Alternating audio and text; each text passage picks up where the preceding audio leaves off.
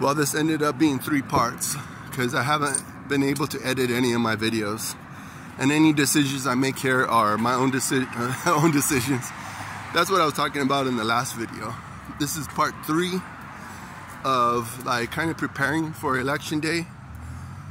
How I prepared, how you have to take in all the information and try to make a good decision about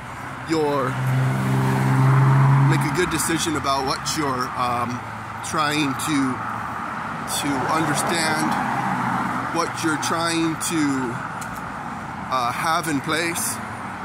I mean, it's very pathetic when you think about the platforms, the different policies people are trying to make. First of all, when it comes to abortion, that should not be funded by the government. The government should not fund abortion no matter what. Insurance companies, I guess it's up to the individual private insurance companies to fund it. Because obviously, abortion is a very hot topic. And yes, I'm mentioning it, and people are not likely to watch this video and get my opinion about it. Safe, legal, and very expensive. Seriously. I mean, you cannot have the government funding anything like that. That is so freaking... That's terrible. I mean, I have a history. I'm not going to even discuss all the history. I mean, you look at me and you're like, damn, how does this guy have a history? Well, I do have a history. And it's not very good. It's not very upstanding, but it's just the way that it is. And essentially, when you have government-funded abortion and having a abortion take place without like the 2 parties involved to make the decision, I don't know. It's like you get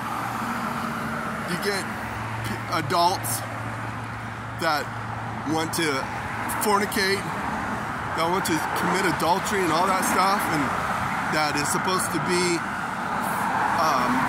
like you're not supposed to have consequences for that kind of stuff. That's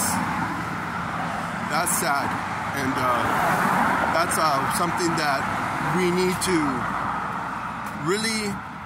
It's one of those things that we should agree to disagree if we disagree, but we shouldn't be like all bent out of shape about it. And then of course, it's just like, oh, he's a white man. A white man can't say anything about other ethnicities. A white man can't say anything about the other gender, blah, blah, blah. It's like, we pay taxes and we're not supposed to have an opinion. It's just like, you know, certain groups, oh, they shouldn't have an opinion. But meanwhile, we have to pay taxes? Think about it. I mean, if you're paying taxes, you need to be able to have an opinion and not be like, oh, well, it's like you have to pay, but you don't have an opinion. You have to pay, but we're not going to make any decisions. You have to pay. It's just, honestly, it's really pathetic, and it's really sad about what's happening in this culture. So, again, maybe safe, legal, and super expensive, because if you have people like having you're having people to make decisions for you, you have to have people in the office that represent you and how you were going to make decisions. And just like the other total crazy platform is the border. The border. Who in the world does not protect their border? Seriously, you got other countries that are allowed to protect their border, but this country is not allowed to have a border? Why is it even called a country? Why isn't this just called North America? And Canada and Mexico, we could all just be one big giant country and see how that works out for the economy. See how that works out for people that want to, you know, make ends meet, have a good life, be comfortable. You know, it's like you got one person in the whole political race that is just put there just to represent a certain communist Democrats, and then you have a other person that's put there that represents more of the traditional Democrats.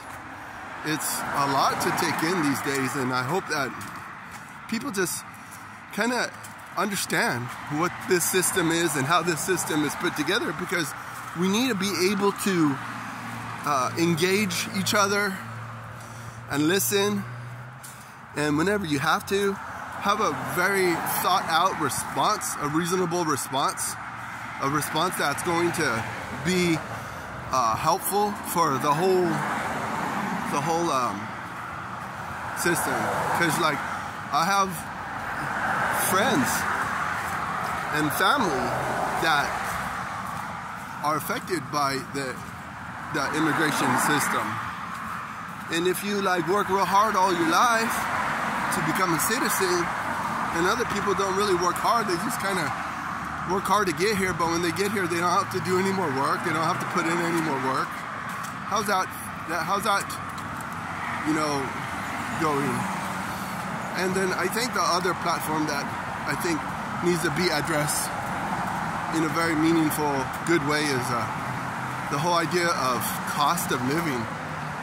The cost of living should be good enough for people to have families, because people don't want to have families now. It's too expensive, all that stuff.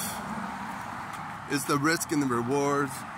Some people don't think that there's any like good reason to have a family anymore, or people want to wait until they have a lot of money. Females in their 40s want to start families when they should have started families like earlier, but they wanted to pursue career, they want to pursue some sort of savings account. They don't want to have the discomforts, because we all know, and I've said it before in a lot of other of my videos, is that discomfort makes you grow. Discomfort is not a terrible thing.